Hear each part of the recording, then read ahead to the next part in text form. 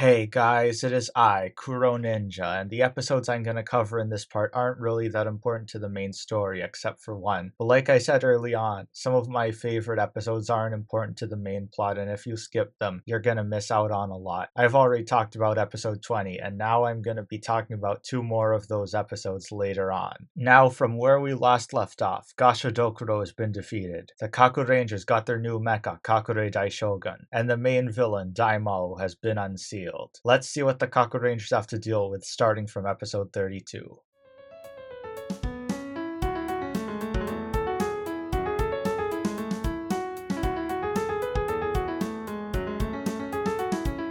This episode begins with Daimaou sending Nupefuhofu down to enact his plans. Nupefuhofu is this episode's yokai of the week, and what he does is he steals people's faces. As someone with a face for radio, I don't see any problem with that. What I do have a problem with is that this yokai keeps the faces he stole and frames them on a wall for display. During a fight with the Kakurangers, Nupefuhofu manages to steal Saizo's face, but the Kakurangers set a trap for him and defeat him. Then they finish the yokai off with Super Kakure Daishogun, and everyone's faces are returned to normal. Now, this is a Saizo-focused episode, and out of everyone besides Seikai, Saizo has had the least character development so far. So this episode would have been a great way to showcase how Saizo would deal with losing his face. The problem is that instead of Saizo, most of the plot in this episode focuses on this girl who wants to have her face removed so she can replace it with one from a manga. She wasn't even involved in the final showdown against Nupefuhofu. This episode is alright, but it would have been way better if she wasn't in it.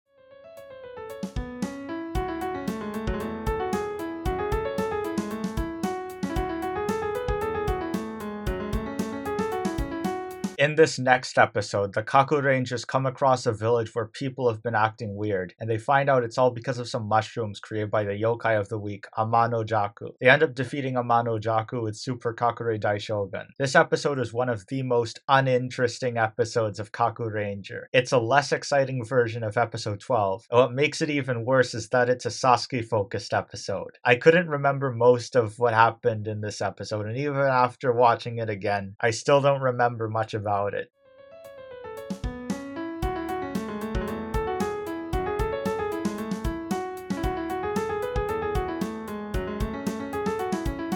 Thankfully, this is where things are starting to get exciting again. In this episode, Saizo gets a new apprentice who he's teaching how to make crepes, but then the yokai Tsunakake Baba appears and turns all the food into sand as part of her plan to marry Daimaou. It's revealed that she was planning to marry other yokai, but they were all destroyed by the Kakurangers in earlier episodes. Anyway, the Kakurangers are having trouble fighting against her, but Saizo has a plan to figure out her weakness, and he disguises himself as Daimaou. Now here's the thing, Tsunakake Baba somehow assumed that Saizo was Daimaou in his human form, even though we've never really seen Daimaou in his human form. I don't think he's ever shown it, so there's the possibility that Tsunakake Baba fell in love with Saizo. After looking back at episode 32, I'm starting to understand why episode 17 wasn't focused on Seikai, even though I thought it would fit his character. It seems like Saizo is the one on the team who's good looking and he knows it. I feel like if Amikiri didn't hold a grudge against his ancestor, Saizo would probably get to go out with her, and this is an advantage Saizo uses to find the source of Tsunakake Baba's power, which I'm not gonna spoil. After that, Saizo gets caught because his apprentice recognized him, so Tsunakake Baba throws sand in his eyes and makes him drop his Doron changer. Saizo's apprentice then finds the Doron changer and helps him defeat the yokai. Then the rest of the Kakurangers finish her off with Kakure Daishogun. This is a really good episode of Kakuranger, and it's a way better Saizo-focused episode than episode 32. Daimaou is more involved with the story than he ever was in both episodes 32 and 33 combined. If you remember my complaints about episode 32, this episode doesn't have those problems. But now that this episode's over, it's finally time to cover the episode that I've been waiting for.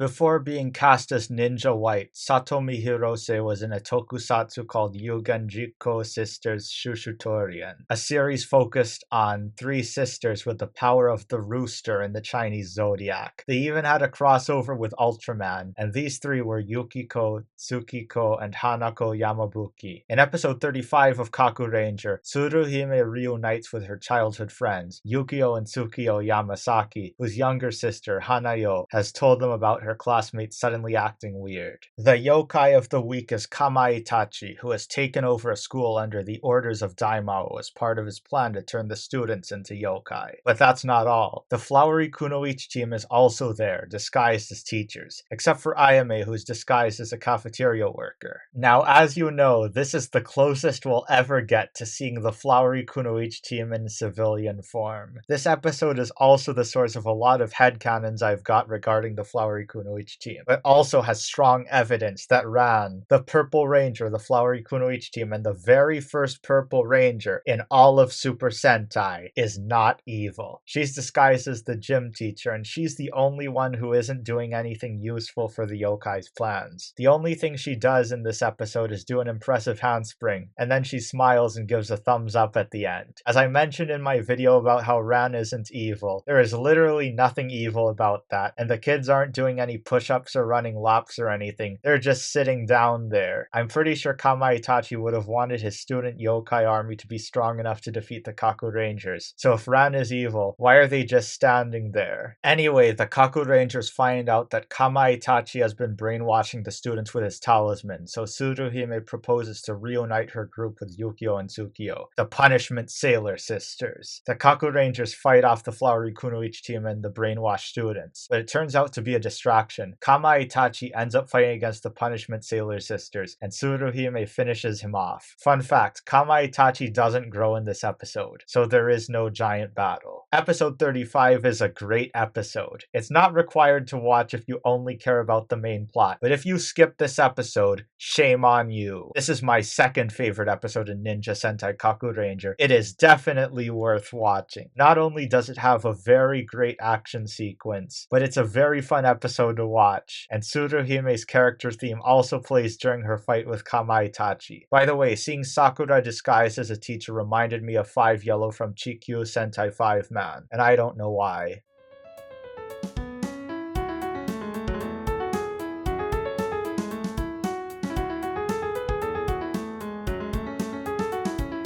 Remember when I said that the Kakurangers don't have a 6th Ranger? Well, what I said is true, and even though this episode is the first appearance of Ninjaman, he is an extra hero, not a 6th Ranger. I feel like Ninjaman is one of the closest Kakuranger has to a mascot character, but he's one of the better ones in my opinion. He was trapped in a jar but came back after serving 1,000 years of punishment from the 3 god generals. We later learn in this episode that he was punished for being tricked by Daimaou into killing humans. Another thing about Ninjaman is that whenever a yokai calls him a novice, he gets angry, turns into Samurai Man, and completely takes down the yokai. The episode ends with Daimaou telling the Kakurangers that one day, Ninjaman will become his servant. Putting everything about Ninjaman aside though, the rest of this episode isn't that interesting. The yokai of the week is Bakuki, a yokai who creates illusions, and he traps the Kakurangers in his illusion world Metal Hero style. Hakumenro also makes a return in this episode, but I don't care about him.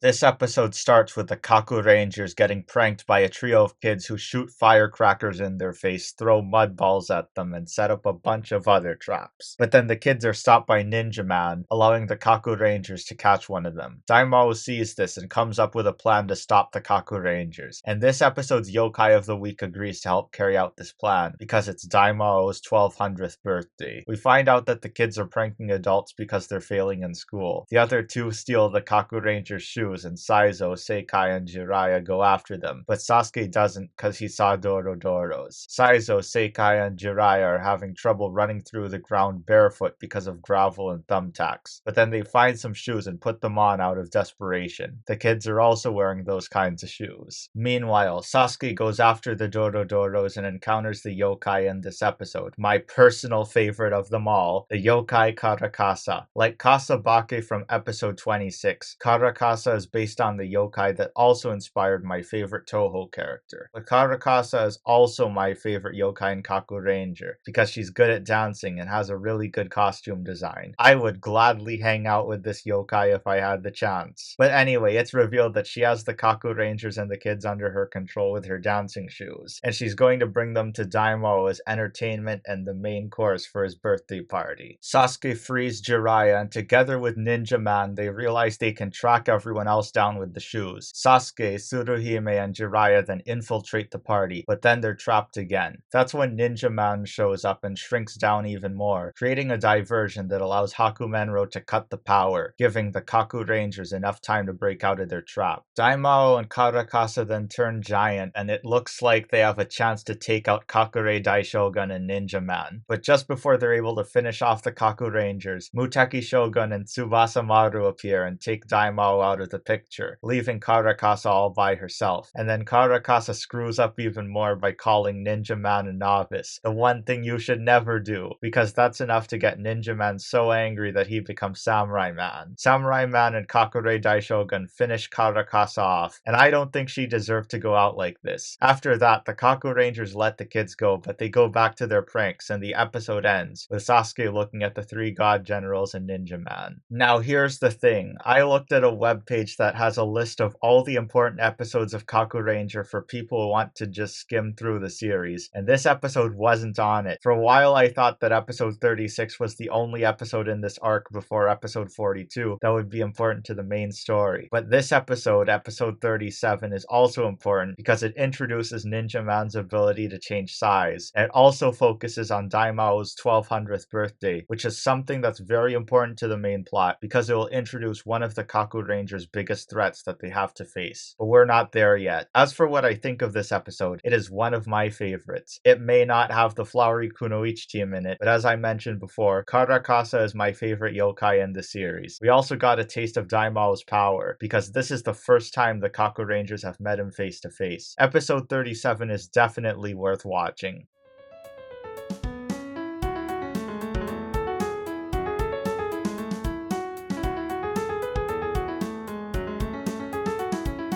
This episode's yokai is Ushioni, a yokai who shoots people and turns them into Ushioni, who start stealing stuff as part of Ushioni's plan to build an amusement park. The Kakurangers end up running into him, and so does Ninjaman, who this episode focuses on. But it's also an episode that focuses on Jiraiya, my favorite member of the Kakurangers. I feel like this episode is kind of like an homage to Western films, based on Ushioni's design and the return of Jiraiya as the American ninja, something we haven't seen since his debut in episode 3. This episode also helped me understand Ninjaman's character better. It also explains how he was tricked by Daimaou so easily, which led to him getting sealed away 1,000 years ago. Anyway, while the Kakurangers fight against Ushioni later in the episode, Sasuke ends up getting attacked the most because it turns out that Ushioni goes on a rampage whenever he sees red. So Ninjaman decides to fight him in the style of a matador, allowing the Kakurangers to finish him off with a Kakuranger ball. Ushioni then turns into a giant, but Ninjaman becomes Samurai Man and the Kakurangers join in with Kakure Daishogun, finishing off the yokai. This episode was really enjoyable for me, since Jiraiya is the main focus of the episode. The thing I liked the most about this episode were the fight scenes, but I wasn't interested in the middle part. This episode showed that even though Ninjaman is a strong ally for the Kakurangers, he can also get in their way sometimes. He also felt a lot like a mascot character in this episode too. You already know that I'm not a big fan of mascot characters, but I think Ninjaman's alright.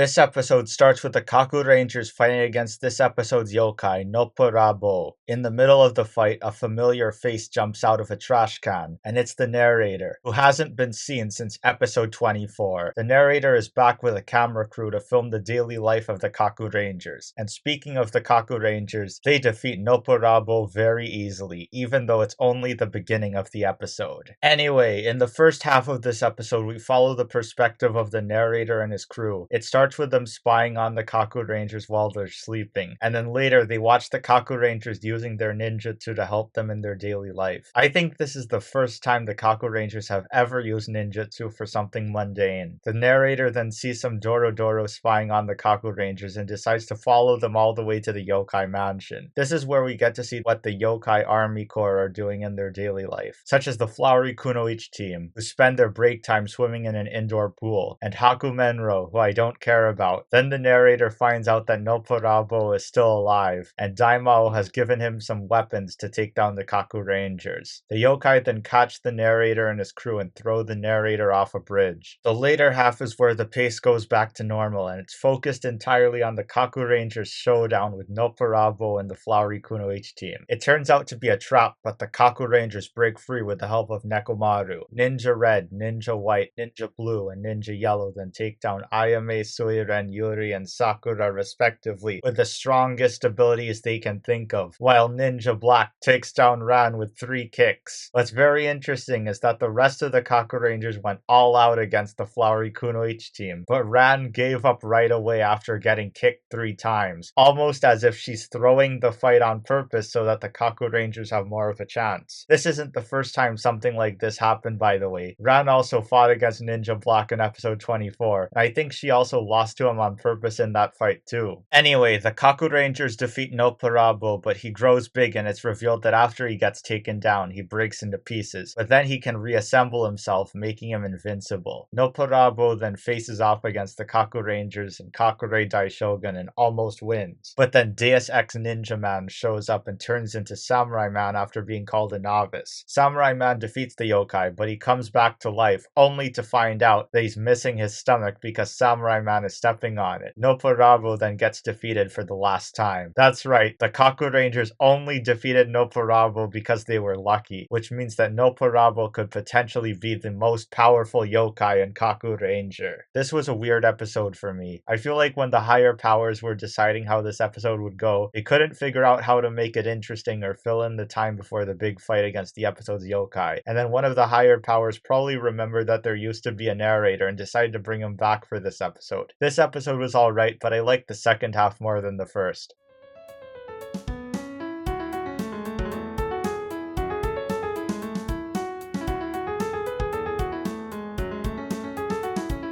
In this episode, the Kakurangers are trying to search for kids who went missing. The yokai of the week is Kyuubi no Kitsune, the 9-tailed fox, who has been capturing the kids for ransom but didn't return them after getting the money. Surprisingly, this was a Tsuruhime-focused episode, and most of the story focuses on her and a girl named Sakurako who is looking for her brother who got captured by the Kitsune. Later on, it starts raining in the sun, and it turns out that the yokai was luring the kids using the tale of a Kitsune wedding, which happens when there is a sun shower. The Kakurangers trace the Kitsune to a tall skyscraper, and it's revealed that the yokai is collecting the money to buy real estate for more yokai to move in. However, the Kakurangers are able to free the kids from the building and stop the Kitsune's plans. During the fight, the Kakurangers break through one of the Kitsune's attacks by using a move that I don't think they have ever used before, and then for the first time they use the Kakuranger ball, but Tsuruhime is the one who deals the finishing blow, not Sasuke. Kyuubi no Kitsune then becomes a giant, and the Kakurangers defeat her with Super Kakure Daishogun. Ninja Man also appears in this fight and becomes Samurai Man. This is the only time Ninja Man ever appears in this episode. This is one of the episodes I didn't remember much about before the rewatch, so I was pleasantly surprised to find out that it was another episode that focused on Tsuruhime. It's not as great as episode 35, but I'm glad that Sasuke isn't stealing the spotlight and we get to see the leader of the Kakurangers in action. Kyuubi no Kitsune is also an interesting villain, but that's probably because there's so much material about Kitsune out there. Another thing I thought was interesting was that Tsuruhime was the one who explained the yokai of the week, when it's usually the yokai themselves that do it.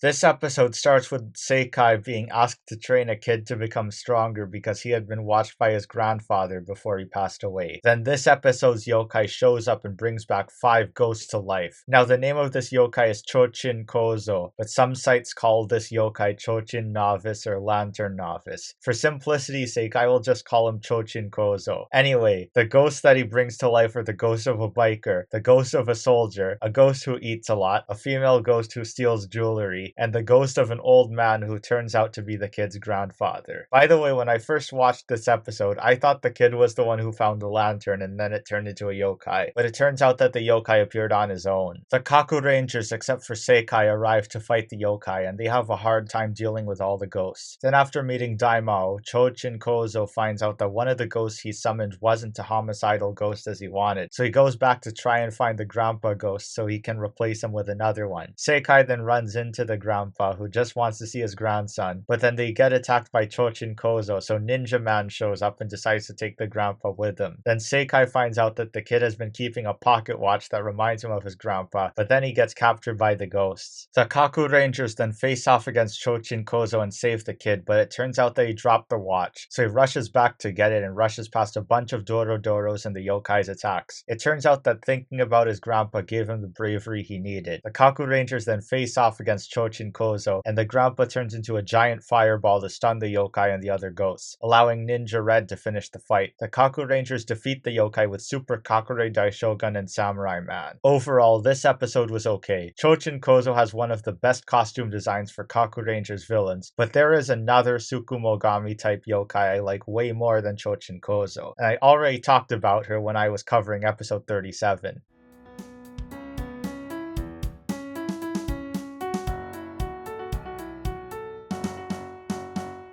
Like I said earlier, there weren't that many episodes focused on the main plot, but this is also the part where I got to review some of my favorite episodes. I noticed that this part didn't start off that great. I wasn't a fan of episode 32, and episode 33 was boring. But as I continued watching, the episodes got way better. We also got more evidence for my theory that Ran, the Purple Ranger, the Flowery Kunoichi team, and the very first Purple Ranger in all of Super Sentai isn't evil. Especially episode 35, which has the strongest evidence of all. I think in the next part I will have even more opportunity to talk about the Flowery Kunoichi team. Here they only appeared in episode 35 and episode 39. Daimaou also seems to be the kind of villain who spends a lot of time on his throne, compared to Young Noble Jr. who fought the Kakurangers more directly. This part is also the introduction of Ninjaman, so let's talk about him. The reason why he's blue is because ninjas didn't actually wear black. That actually came from the outfits worn by the Kuroko, who wore all black and they were the stagehands in Kabuki theater. So whenever they showed up, the audience was supposed to ignore them. Ninjas actually wore dark blue robes because blue fabric was cheap and it was good for stealth missions. Anyway, I wasn't really a fan of Ninjaman at first, considering he's probably the closest the Kakurangers have to a mascot character besides Nekomaru. But as I continued watching more episodes, he began to grow on me. I have 2 complaints about Ninjaman though. The first is that he should have debuted right away after episode 31. The second is that after his debut, he seemed to appear in every giant fight after that. Since most of the fights are already decided the moment the yokai of the week calls him a novice, and he transforms into Samurai Man, this makes him come across as a Deus Ex Machina type of character sometimes. Another character I'd like to talk about is Hakumenro because he does appear more in this part of Kakuranger. As you know, I'm not a big fan of Hakumenro. Not only does he take away screen time from the Flowery Kunoichi team, who deserve it more, but we never see him do anything evil. I know his character is that he's secretly helping the Kakurangers against Daimaou, but since he's only seen doing that, Daimaou would probably get suspicious, so I have no idea why he's keeping him around. This isn't really a big deal though. I already know what will happen to Hakumenro in the endgame, but I don't remember how we get there. Anyway, that is all for this video. If you enjoyed, make sure to like, comment, and subscribe, and remember, I have nothing to do with Kuroninja.